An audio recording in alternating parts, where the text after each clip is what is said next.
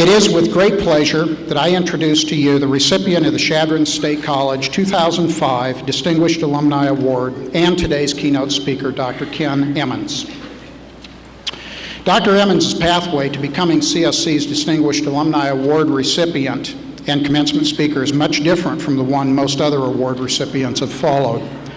Dr. Emmons was an English major while attending Chadron State in the late 1960s. He is now the director of the New England Center for Orthomolecular Medicine in Northampton, New Hampshire, where he works with numerous individuals whose prospects of survival, like his own at one time, are not good. His own past dire circumstances led to his study with one of the world's greatest scientists and launched the medical practice that he established and continues to lead. Dr. Emmons was introduced to Chadron in 1962, shortly after graduating from high school at Bristol, Connecticut. Before entering college, it was his goal to hitchhike through all 48 states in the continental U.S. He recalls spending a couple of hours in Chadron where he found the people to be friendly and where he found that they spoke highly of the college. 5 years after discontinuing study for the Catholic priesthood in monasteries in the East, he again hitchhiked to Chadron, this time to enroll at Chadron State College. He says he has fond memories of his college experience, naming in particular 4 professors who impressed and encouraged him. They are Don Holst in health and physical education, Dr. Dorset Graves in English, and 2 more English professors who are now deceased, Dr. Shirley Morgan and Bernard Donahue. He also formed lasting friendships with several of the officers at the Chadron Police Department, where he worked during his 2 years at CSC. After graduating from Chadron State in 1968, Dr. Emmons taught English 12 years at a Plymouth, Connecticut high school. During that period, he earned a master's degree in psychology at Trinity College in nearby Hartford, Connecticut. In 1974, while doing graduate work at the Yale University Medical School, he took a sabbatical from his teaching position to serve as a physician assistant at a Baptist mission in Kenya. While there, he contracted tissue stage malaria, also known as black water fever. He was near death when he returned to the United States. He sought help from the physician who was the head of infectious diseases at Yale, but was told there was no known cure for his ailment. Dr. Emmons pleaded for help of some kind. A formula was suggested, but it was stressed that he would have to administer it himself because no professional could be involved for fear of losing his license.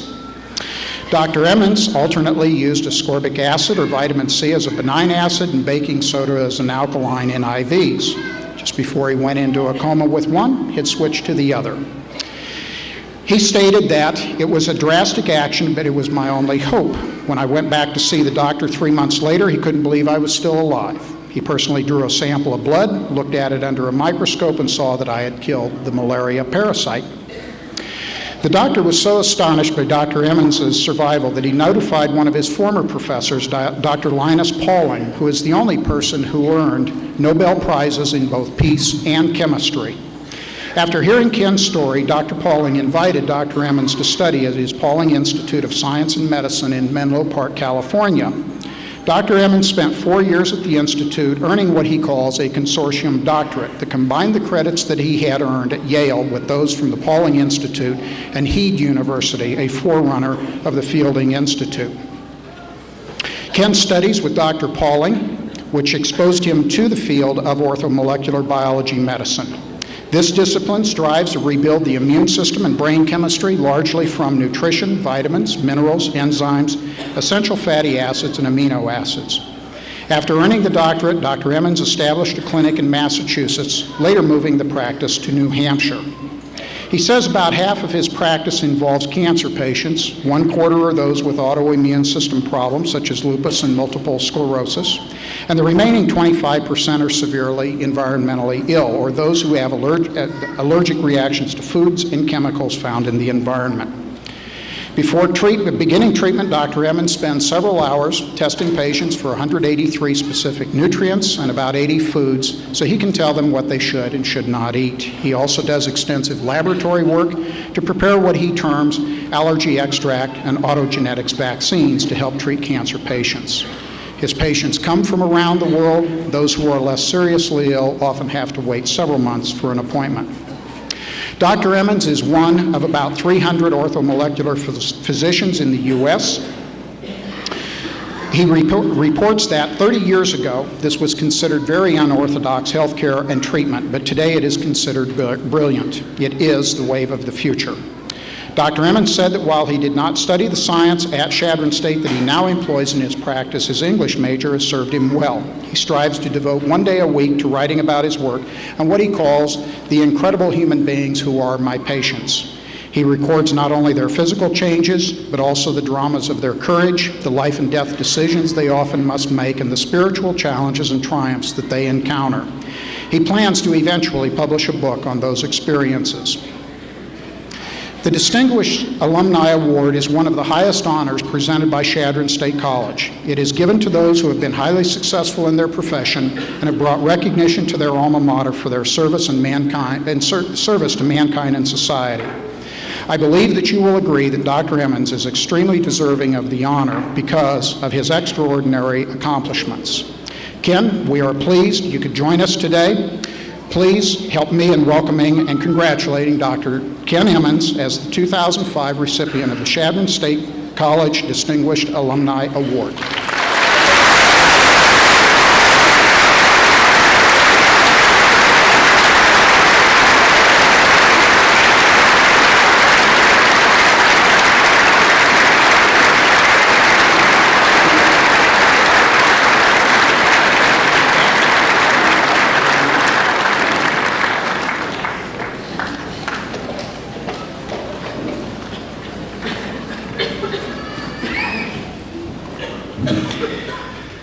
Good morning.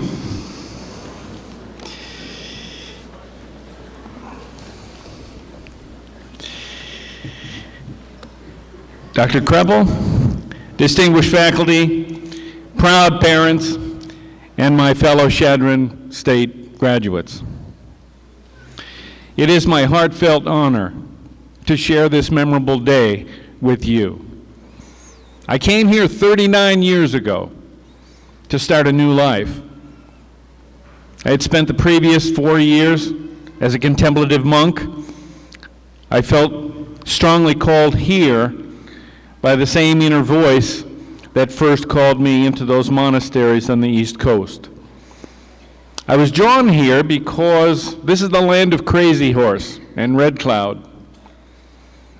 It was the scenic Pine Ridge country where buffalo still roamed and antelope were still grazing on the prairie.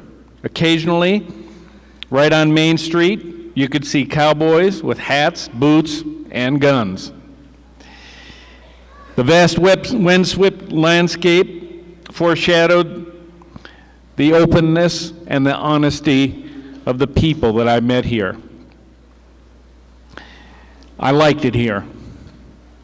I arrived with $600 in my pocket and was able to work my way through college as a full-time police officer. I've returned here every few years because of lifelong friends. Ed and Fern Bagansky, Lyle Furnew, Marlene, Troy, and Tony Zerbuzik, Imogene Horse, Edgar Red Cloud, and Dr. Don Holst, my favorite and most inspiring professor and one of the best coaches Chadron State ever had. I always have a nostalgic feeling being here. After all, this place really changed my life. It made my professional growth and development possible. It was here that I fell in love for the first time. So deep and tender memories stir my heart, and when I am here, I feel like I am coming home again. Chadron State is what it is, a unique, unpretentious, friendly campus where you can get a truly excellent education at a very reasonable cost. You get all of this, yet you get to live in the sacred aura of the American Indian and feel the romance of the Western cowboy. Your graduation proves to the world something about your character. You have the ability to set a goal, and you have the discipline to work long enough and hard enough to accomplish that goal. You've learned how to learn.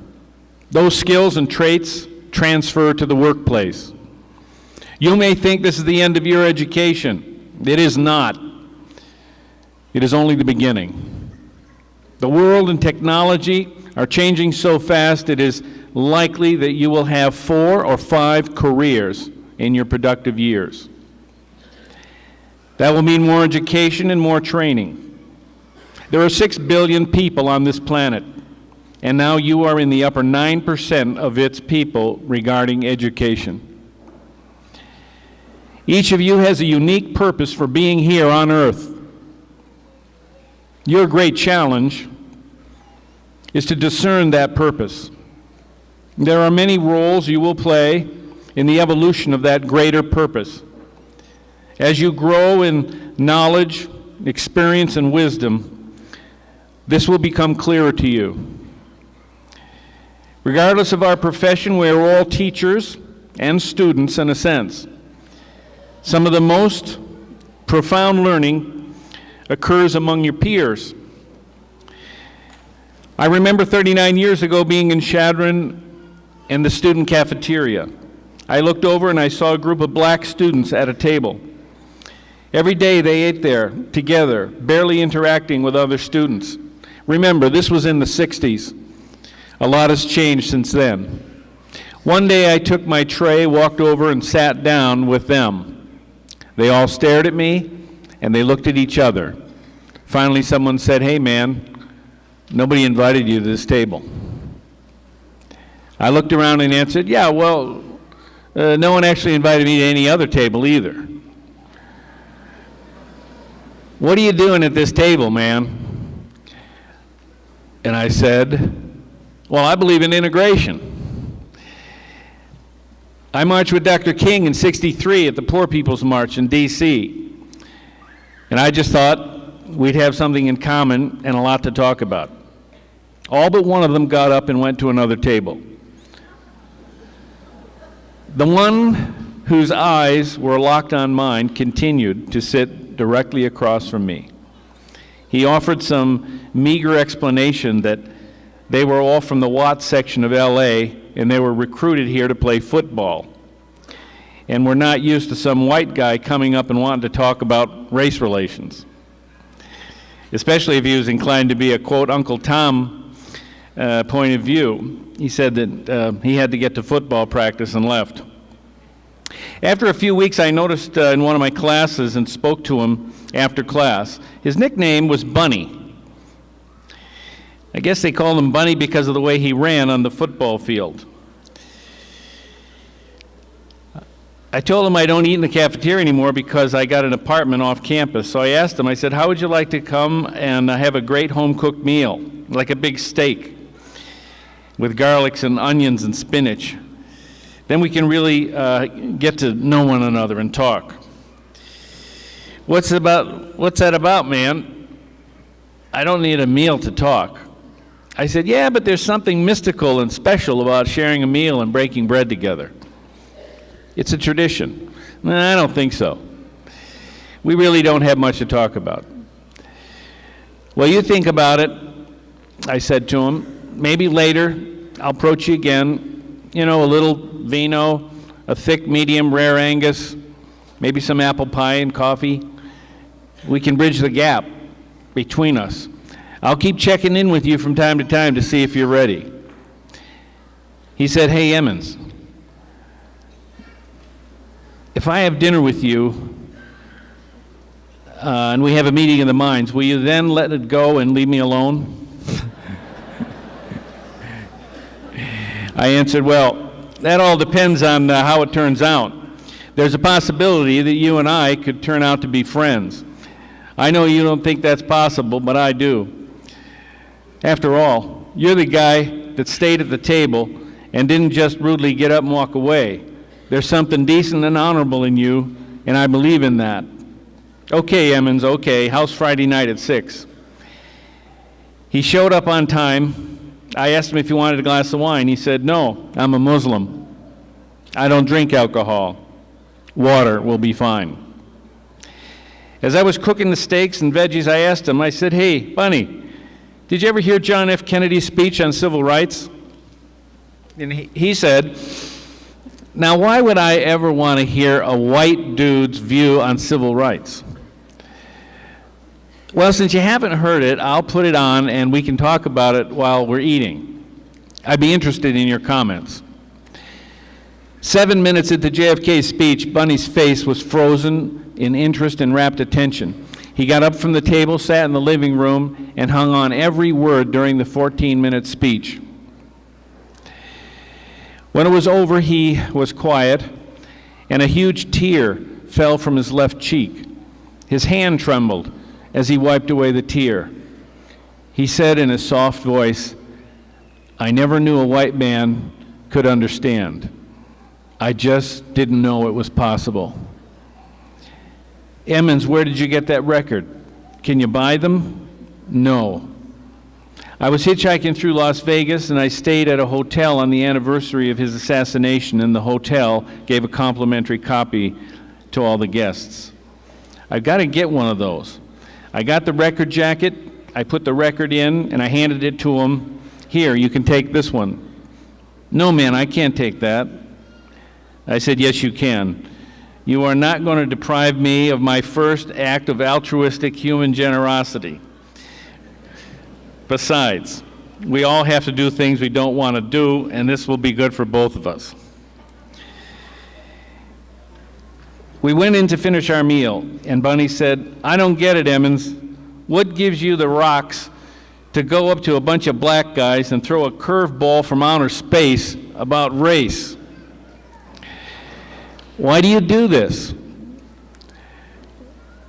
Where is this coming from?" I paused and I said, "I was the recipient of a great gift. I was a monk in a monastery, and there were 2 black monks. One was named Art, and he was from New York City, and he had been a black power advocate. He was in the monastery working that through and pretty much kept to himself. The other guy was from North Carolina and called himself Jonesy. One day, Jonesy gave a very, very powerful sermon on the suffering of black people and how it was related to the suffering of Christ. It touched me deeply and blew me away. I went to Jonesy and I told him it was the most beautiful, the most moving sermon I had ever heard. Where was he getting this stuff? These ideas were so personal and so meaningful, I had to know their source. The next day, Jonesy showed up with an armful of books.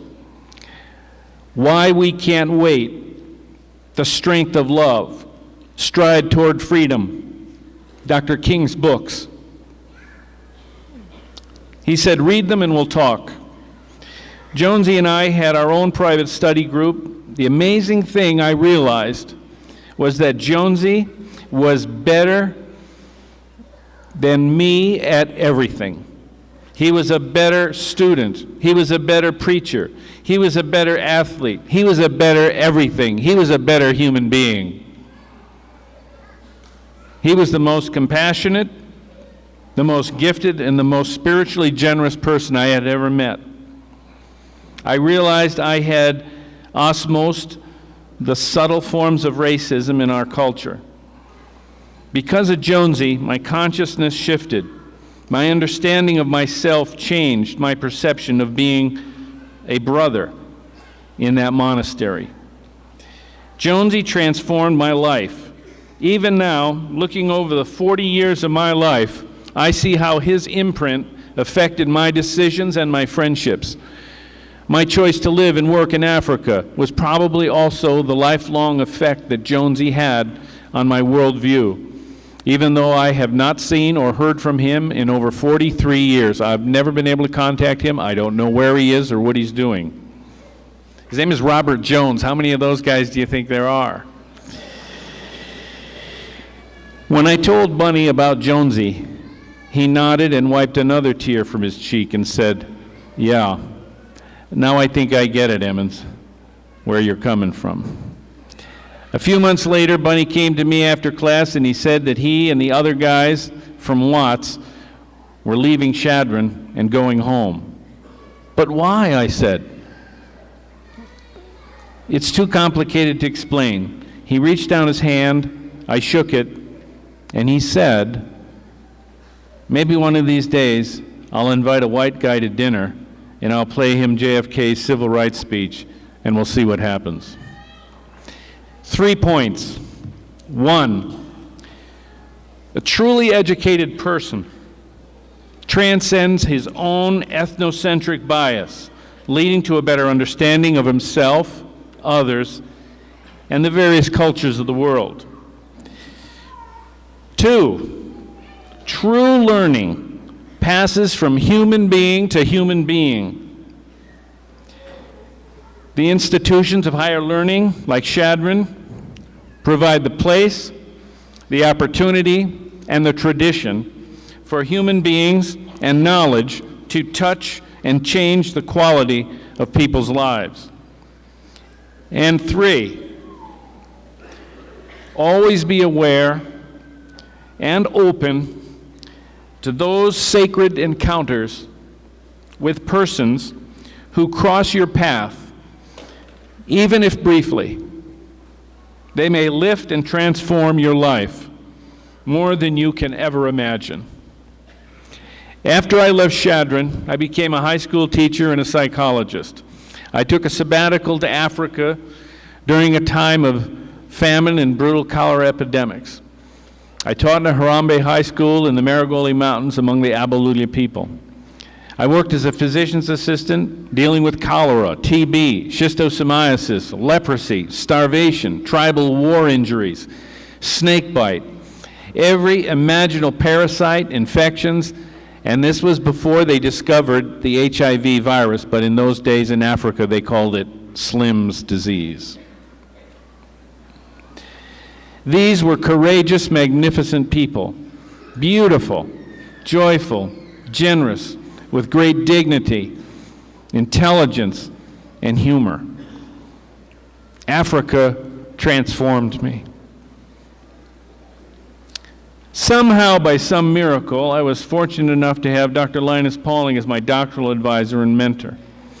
He inspired and radically transformed my view of the universe. From the smallest molecule to the grandest galaxy, since that time, I have dedicated my life's energy to the practice of orthomolecular medicine. Dr. Pauling gave me another great gift. He provided me with another great mentor, Dr. Jim O'Shea, who taught me immunology. Dr. O'Shea was like a father to me and my best friend. Together we explored the frontiers of medicine. He was the greatest doctor I ever met. He brought his full human presence into every encounter, whether the patient was doing well or hovering under the shadow of death. Together, we often saw miracles happen. Along with my wife, Kathy, and our 3 grown children, these are the significant teachers and mentors of my life. I wish for you continued great teachers and great learning. It is a challenging time to be graduating from college. The world has changed since 9/11.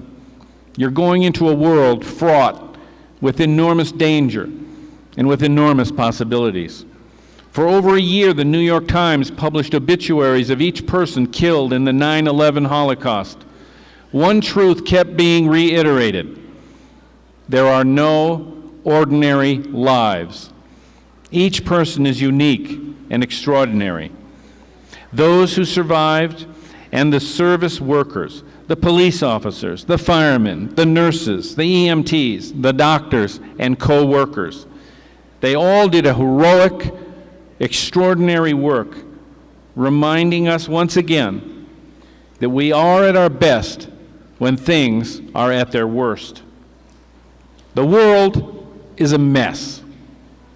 We face tyranny and terrorism, diseases like AIDS and cancer, famine, poverty, national and global debt, and the increased chemical pollution of our air, water, and our food supply. Do not get discouraged. As I said, we are at our best when things are at the worst. Robert Kennedy believed that. He said the answer is the world's hope.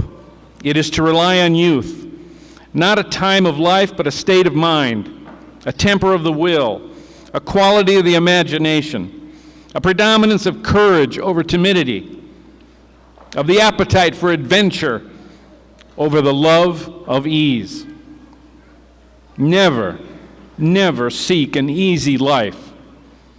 Those who have easy lives are bored and empty and unfulfilled because they're not striving to do what they're here to do. I stand before you today at this graduation. I represent all those Chadron State graduates that have gone before you. I speak in their name and my own. We give you our congratulations and our blessings. It is our sincere hope that you will have a life of genuine love, the joy of children, and meaningful work. John Kennedy stated that God's work on earth must truly be our own. If you really listen to that inner voice, you will discern your life's work and purpose. God knows we need your help. I think Robert Kennedy is right. We really need your youth, your enthusiasm, your freshness, your originality, your creativity, all of the things that fresh blood and new life bring to the world. With a good conscience as your only guide and self-respect as your only true reward, go forth from this time and place. Do good in the world. Make us proud. Seek to love, to serve, and to live out your dreams. God bless you.